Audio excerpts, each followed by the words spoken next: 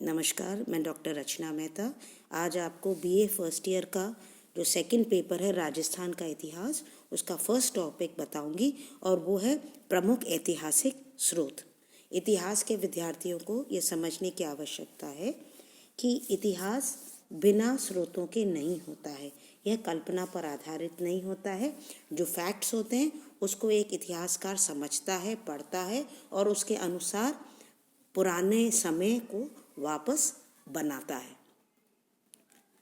Past को समझने के लिए उसके सोर्सेज या स्रोतों को समझना आवश्यक है। अगर हम राजस्थान के इतिहास को देखें या किसी भी इतिहास को देखें तो मूलतः दो प्रमुख स्रोत होते हैं, एक पुरातात्विक स्रोत और दूसरा साहित्यिक स्रोत। तो सबसे पहले हम समझेंगे कि पुरातात्विक स्रोत क्या होते हैं। पुरातात्विक स्रोत वो जो हमें प्राचीन काल में मिलते हैं, जैसे फॉर एग्जाम्पल आपके अभिलेख, सिक्के, भवनावशेष, यानी कि जो पहले या मृदभांड जो पहले हमें मिले थे उनको हम किस तरह से समझेंगे। और जो किताबों के फॉर्म में होते हैं उन्हें हम कहते हैं साहित्यिक स्रोत। और साहित्यिक स्रोतों को हम भाषा से उनका वर्गीकरण कर सकते हैं कि संस्कृत भाषा में है, कि राजस्थानी भाषा में है, कि फारसी या फिर आधुनिक काल में अंग्रेजी भाषा में। तो ये तो हो गए साहित्यिक स्रोत और उससे पहले हमने समझा पुरातात्विक स्रोत। अब हम आ जाते हैं राजस्थान के इतिहास पर। इतिहास का वर्गीकरण हम दो प्रकार से करते हैं, एक समय के अनुसार और एक क्षेत्र के अनुसार। समय के अनुसार ये मतलब प्राचीन काल, आधुनिक काल या मध्यकाल, और क्षेत्र के अनुसार भारत का इतिहास, यूरोप का इतिहास या राजस्थान या धौलपुर का इतिहास। तो हम सबसे पहले चलते हैं अब पुरातात्विक स्रोतों पर। पुरातात्विक स्रोत सबसे पहले हम लेंगे अभिलेख। अभिलेख मतलब वो लेख जो कि पत्थरों पर लिखे गए हों। उन्हें नॉर्मली पुराने दुर्गों, प्रासादों में लिखा जाता है। कई बार जलाशय, बावड़ियों, कूपों में भी उनको मिलते हैं। ये जो अभिलेख हैं ये मूलतः संस्कृत, हिंदी, राजस्थानी, फारसी और उर्दू भाषाओं में मिले हैं। इनके जो विषय हैं वो भी अलग अलग प्रकार के हैं। वंश विजय, तत्कालीन घटनाएं, धर्म व सांस्कृतिक प्रवृत्तियाँ, ये सब हमें अभिलेख में पता चलता है। अभिलेख के माध्यम से हम तत्कालीन राजनीतिक, सामाजिक और आर्थिक प्रगतियों पर समझ सकते हैं। अब मैं कुछ एग्जाम्पल्स लेकर आपको इसको समझाऊंगी। जैसे फॉर एग्जाम्पल मैंने पहले लिया है चीरवा का अभिलेख। चीरवा उदयपुर से करीब 8 मील दूर पर स्थित है। वहाँ एक देवालय है और उसके बाहर की दीवार पर एक लेख लिखा हुआ है जिसमें 51 श्लोक हैं। 1330 का ये अभिलेख है और यह लेख प्रारंभ होता है बागेश्वर और बागेश्वरी की आराधना से। इसमें गोहिल वंश, बापा, पदम सिंह, जेव सिंह, तेज सिंह की उपलब्धियों का वर्णन हमें मिलता है। अब दूसरा मैं आपको लेती हूँ बिजोलिया का अभिलेख। बिजोलिया जो है वो भी राजस्थान के दक्षिण में स्थित है। संस्कृत भाषा में ये अभिलेख है जिसमें 13 पद्य हैं। इसका समय 1170 है। इसमें पार्श्वनाथ भगवान जो कि जैन तीर्थंकर थे उनके मंदिर पर ये लिखा हुआ है। इसमें देवालय के निर्माण की जानकारी मिलती है। साथ ही सांभर और अजमेर के जो शाकंभरी चौहान थे उनकी उपलब्धियां भी हमें इसमें मिलती हैं। इस प्रकार से अगर हम पीर की दरगाह का अभिलेख देखें तो उसमें हमें पता चलता है कि अलाउद्दीन खिलजी ने चित्तौड़ की विजय के बाद इस जो चित्तौड़ का जो नगर था उसका नाम बदल दिया और उसे खिजराबाद अपने पुत्र के नाम पर लिख दिया था। तो इस तरह की कई सारी चीज़ें हमें अभिलेखों में मिलती हैं। उसके अलावा राज प्रशस्ति है और ताम्रपत्र भी हैं जिसके बारे में हम डिटेल में आगे पढ़ेंगे। अब नेक्स्ट जो है वो है सिक्के। सिक्के मूलतः सोना, चांदी, तांबे और शीशे के बनते हैं। हम सबको पता है बहुत सारे शासक थे, तो इन शासकों की टकसालों में इन सिक्कों का निर्माण किया जाता था।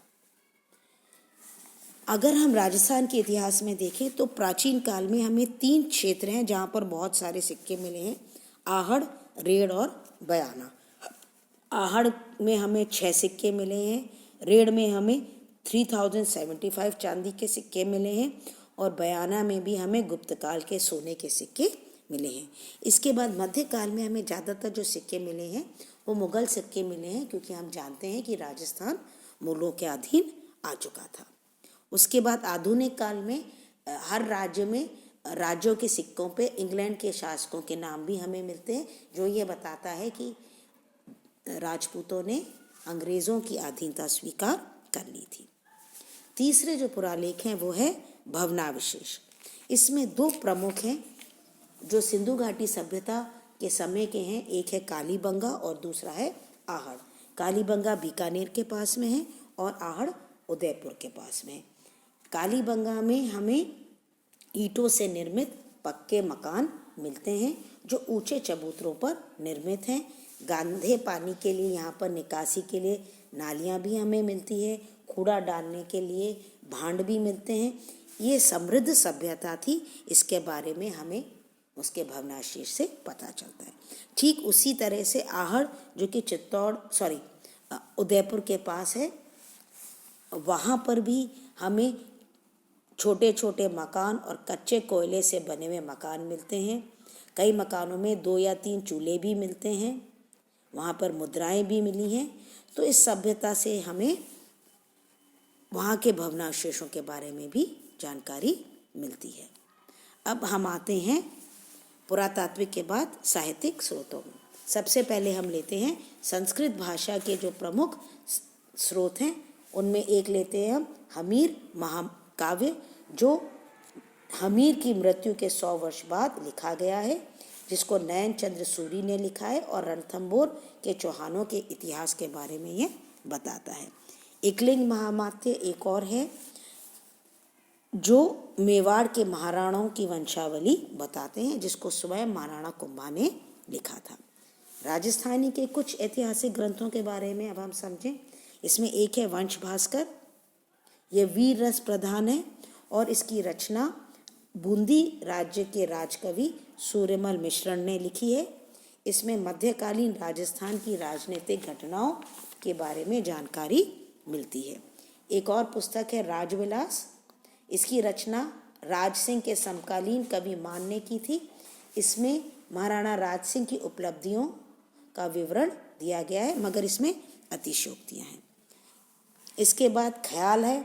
ख्याल जो हैं उनमें फेमस है दयालदास की ख्याल, मुणोत नैन्सी की ख्याल, जो कि राजस्थानी भाषा में लिखी गई है। ख्यात को वंशावली तथा जीवन की लेखन का विस्तृत रूप बताया गया है। इसके बाद राजस्थान के इतिहास को हम फारसी भाषा में भी देखते हैं। फॉर एग्जाम्पल बाबरनामा या आप कह सकते अकबरनामा, वो भी दिल्ली राजस्थान के साथ किस प्रकार से संबंध रखती थी उसके बारे में जानकारी मिलती है। और अंग्रेज़ी भाषा जो कि 19वीं शताब्दी में जब अंग्रेज़ों ने भारत पर और राजस्थान पर कब्जा कर लिया था, तो एक annuls and antiquities of Rajasthan है जिसको कर्नल टॉड ने लिखा था, उसके बारे में भी हमें पता चलता है। तो इन पुस्तकों से हमें बहुत सारी जानकारियाँ मिलती हैं। इसके अलावा मूर्तिकला और चित्रकला से भी हमें राजस्थान के इतिहास के बारे में जानकारी मिल सकती है। जो मूर्ति कला है उसका विकास भी राजस्थान में बहुत हुआ है। डूंगरपुर, उदयपुर, जयपुर, जोधपुर, धौलपुर, अलवर में बहुत सारी प्राचीन मूर्तियाँ प्राप्त हुई हैं और उनमें सजीवता, सादगी, गति और तक्षण कला की विशेषताएं स्पष्ट दिखती हैं। देवालयों के बाहर और अंदर भी अनंत मूर्तियों का निर्माण हुआ है। तो इस तरह से हमें मूर्तियों के द्वारा भी उस काल के बारे में पता चलता है।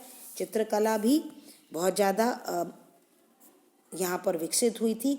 एक तरह से राजपूत चित्रकला एक अलग ही चित्रकला की विशेषता दर्शाता है और जब अंग्रेज़ों औरंगज़ेब की धार्मिक कट्टरता के कारण मुग़ल दरबार से जब चित्रकार चले गए तो वो राजपूत नरेशों के संरक्षण में आ गए थे। तो ये रहा आपका पहला टॉपिक, राजस्थान के प्रमुख स्रोत। धन्यवाद।